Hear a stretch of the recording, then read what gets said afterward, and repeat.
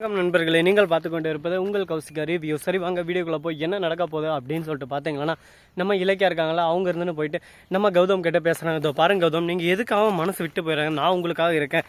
ஏதோ ஒரு வேலை எனக்கு கண்டிப்பாக கிடைக்கும். அந்த வேலை மூலிமா நம்ம குடும்பத்தை நம்ம பார்த்துக்கலாம். அதுக்கு முன்னாடி நாம் எப்படி இதுக்கு முன்னாடி இருந்தோம்னா அதே மாதிரி சந்தோஷமாக இருக்கலாம். எந்த ஒரு இதுவும் வேணாம். இப்போதைக்கு குழந்தை ஐடியா நம்ம இப்போ குழந்தை எதனா ஏற்பாடு பண்ணலாம் அப்படின்னு சொல்லிட்டு வீட்டில் எல்லாம் சொன்னாங்கன்னு சொல்லிட்டு நீங்களே பேசிகிட்டு இருந்தீங்க. ஆனால் இப்போதைக்கு வேணாம். ஏன்னா நாம் இப்போ ஒரு ஸ்டேபிளான ஒரு இதில் இல்லை. நமக்கே இப்போ நம்ம வறுமையில் இருக்கோம். இந்த சமயத்தில் குழந்தை இது நின்றா ஹாஸ்பிட்டலுக்கு போகிறதுக்கு அதுக்கு இதுக்குன்னு செலவாகும் அப்படின்னு சொல்லிட்டு சொல்கிறாங்க. நீ சொல்கிறது எல்லாமே புரியுது இலக்கியா, சரி விடு அப்படின்னு சொல்லிட்டு சைலண்ட்டாக ரெண்டு பேரும் மௌனத்தோடு சிரிச்சுக்கிட்டே அங்கேருந்து கிளம்பிடுறாங்க. அதே சமயத்தில் நம்ம கௌதம்குள்ளே மனசுக்குள்ளே ஒரு கஷ்டம்.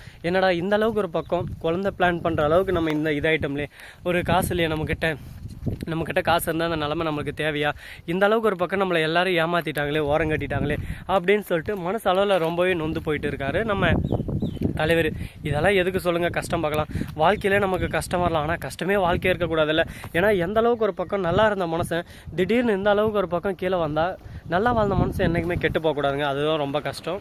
அப்படி நடந்தால் அதோட கொடுமை வேறு எதுவுமே இருக்காதுங்க. சரி, இந்த மாதிரி எல்லாம் ஒரு பக்கம் போயின்னு இருக்கா. மறுபக்கம் என்ன நடக்குது அப்படின்னு சொல்லிட்டு பார்த்தீங்கன்னா, நம்ம ஜானகி இருக்காங்களா, அவங்க இருந்து உட்காந்து என் பையன் எப்படி இருந்தான், ராஜா மாதிரி இருந்தான். ஆனால் இவனை ஒரு கூஜா மாதிரி ஆகிட்டு ஓரமாக உட்கார வச்சிட்டேன் இந்த கார்த்தி பையன். எல்லாத்த காரணம் அந்த அஞ்சலி தான். அஞ்சலி சேரக்கூடாதுன்னு கூட சேர்ந்து என் குடும்பத்தையே நாசர மாட்டான். நான் இலக்கியாவுக்கு படித்து சொன்னேன், அஞ்சலி இந்த குடும்பத்துக்கு வேணாம், இந்த குடும்பத்துக்கு ஒத்து வர மாட்டான்னு. என் பேச்சை கேட்டாலாவே அப்படின்னு சொல்லிட்டு சொன்னதவே சொல்லி ரொம்பவே கஷ்டப்படுத்த ஆரம்பிக்கிறாங்க. என்னங்க பண்ணுறது, வாழ்க்கைன்னா இந்த மாதிரி சில்லறைகள் எல்லாமே வாழ்க்கையில் வரும். அது எல்லாமே நம்ம பார்த்து தான் ஆகணும். வாழ்க்கைன்னா இந்த மாதிரி கஷ்டம், நஷ்டம், துக்கம், துயரம் எல்லாத்தையும் நம்ம பார்த்து தான் ஆகணும். எது ஒன்றுத்தையும் நம்ம சுலபமாக எடுத்துக்கூடாதுல்ல. அஞ்சலி வாழ்க்கைக்குள்ளே வந்தா, ஆனால் அஞ்சலி அவள் வாழ்க்கையை அவள் ஏமாத்தின்னு இருக்கா. சொத்து மொத்தம் அவள் கையை விட்டு போகும்போது தான் ஐயோ நம்ம தப்பு பண்ணிட்டோம்லோ, நம்ம சொத்து எல்லாமே நம்ம கையை விட்டு போயிடுச்சு. இதுக்கு தான் இலக்கிய அப்பயே படித்து சொன்னால் இப்படி பொறுமையாருன்னு சொல்லிட்டு. ஆனால் நாம் கேட்காம அவள் இஷ்டத்துக்கு அவள் ஆடுறான்னு சொல்லிட்டு நம்ம இஷ்டத்துக்கு ஆடணும்லையே. இலக்கிய எந்த அளவுக்கு முடியுமோ அந்த அளவுக்கு நம்மளுக்கு நல்லா தான் சொன்னால், நாம தான் எதுவும் கேட்கல, தப்பாக புரிஞ்சுக்கிட்டோம் அப்படின்னு சொல்லிட்டு ஃபீல் பண்ணிருக்காங்க. இதனால் ரொம்பவே நொந்து போயிட்டு என்ன பேசுறது ஏது பேசுறதுன்னு சொல்லிட்டு தெரியாமல் சைலண்ட்டாகவே ஒரு பக்கம் இலக்கியா இருக்காங்க. அதே சமயத்தில் அஞ்சலி இருக்காங்களா, அவங்க இருந்து அடி மேலே அடி வாங்கின்னு இருக்காங்க. யார்கிட்ட அப்படின்னு சொல்லிட்டு பார்த்தீங்கன்னா பைரவி கிட்ட. பைரவி ஒரு டைம் நான் முடிவு பண்ணிட்டேன்னா என் பேச்சை நானே கேட்க மாட்டேன் அப்படின்ற மாதிரி புட்டிச்சு அப்படியே சும்மா ஏறி நேர்றாங்க கார்த்திகிட்ட. என்னடா நினச்சுன்னு அவன் பொண்டாட்டின்னு அவ்வளோ பெரிய லாடா லபுக்கா லங்கோரியா என்ன பார்த்துருக்கா, என்ன ஆனால் ஆவணாவே அவளுக்கு தெரியாது. அவள் வந்து என்ன அதட்டியும் ஓரமாக உட்கார வைக்கிறாளா. அந்த சொத்தை யாரா உருவாக்குறதா, சாம்ராஜ்யத்தை கட்டி காத்து உருவாக்குனதே நானே, எனக்கே நீங்கள் போஸ்டிங் தராமல் அவளை அந்த வீட்டுக்கு முதலாளி, அவளுக்கு நான் அட்ஜஸ்ட்மெண்ட் பண்ண போகணுமா. டே கார்த்தி, நான் ஆட ஆரம்பிச்சேன்னா என் ஆட்டத்தை தாங்க முடியாது.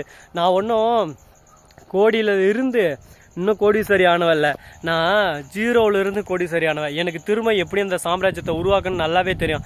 ஆனால் இந்த சாம்ராஜ்யத்தை உருவாக்குற போது உன் சாம்ராஜ்யன்றது ஒன்று இல்லாமல் நான் பண்ணுறேன், ஜாக்கிரதை அப்படின்னு சொல்லிட்டு பிளாக்மெயில் பண்ணியிருக்காங்க. ஏன் எதனால் இப்படி அப்படின்னு சொல்லிட்டு பார்த்தீங்கன்னா, இவங்க பண்ணது ரொம்பவே தப்புங்க. ஏன்னா பைரவி எவ்வளோ பெரிய ஆள், அவ்வளவே ஓரமாக உட்கார வச்சுட்டு இந்த மாதிரி ஒரு கேவலமான வேலையை பண்ணுற போது நம்ம கஷ்டமாக தான் இருக்குது.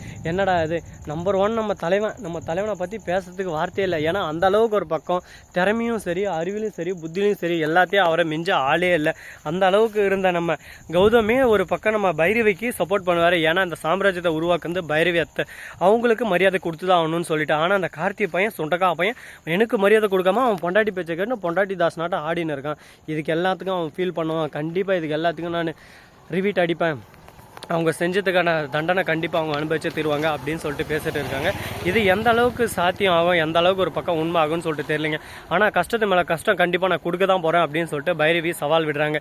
இந்த சவால் விடுறேன்டா தம்பி, சவால் விடுறேன்டா அப்படின்ற மாதிரி தான் கான்செப்ட் தான் ஒரு பக்கம் போயின்னு இருக்குது. என்ன பண்ண போகிறாங்க, இந்த சவால் எப்படி ஏற்றுக்க போகிறாங்க, அடுத்தடுத்து என்னென்ன பிரச்சனைகள் வரப்போகுது அப்படின்னு சொல்லிட்டு தெரியலைங்க.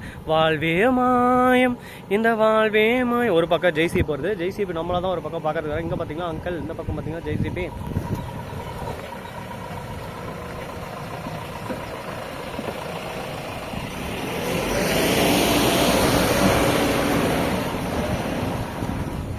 எல்லாம் நம்மளை கிராஸ் பண்ணிட்டு தான் போய் ஆகணும், வேறு ஆப்ஷன் இல்லை. ஆப்ஷனுக்கே ஆப்ஷன் கொடுக்க மாட்டோம் நாம அப்படின்ற மாதிரி தான் போயின்னு இருக்கு ஒரு பக்கம். அது மட்டும் இல்லாமல் மறுபக்கம் நம்ம எஸ்எஸ்கே இருக்கார்ல, அவர் என்ன பண்ணார் அப்படின்னு சொல்லிட்டு பார்த்தீங்கன்னா செம்மையான அருமையான ஒரு பதிவாக நம்ம எஸ்எஸ்கே சொல்லியிருக்காரு. யாருக்காக அப்படின்னு சொல்லிட்டு பார்த்தீங்கன்னா அது வேறு எதுக்காக இல்லைங்க, எஸ்எஸ்கேவை பொறுத்த வரைக்கும் ஒரே ஒரு விஷயம் தான். அவர் வந்து கார்னர் பண்ணிருக்காரு. என்ன விஷயம் ஏது அப்படின்னு சொல்லிட்டு பார்த்தீங்கன்னா கரெக்டாக எஸ்எஸ்கேவுக்கு தாட்சாயினியா சுத்தமாக பிடிக்காது. ஏன் எதனால் அப்படின்னு சொல்லிட்டு பார்த்தீங்கன்னா நம்ம எது சொன்னாலும் அவன் நம்மளை மதிக்க மாட்டேன்டா, தான் ஒரு ஆளுன்றதை ஏற்றுக்க மாட்டேன்டா. நம்மளால ஒரு ஆளாக மதிச்சா தானே இந்த இடத்துல நம்ம இது பண்ண முடியும்.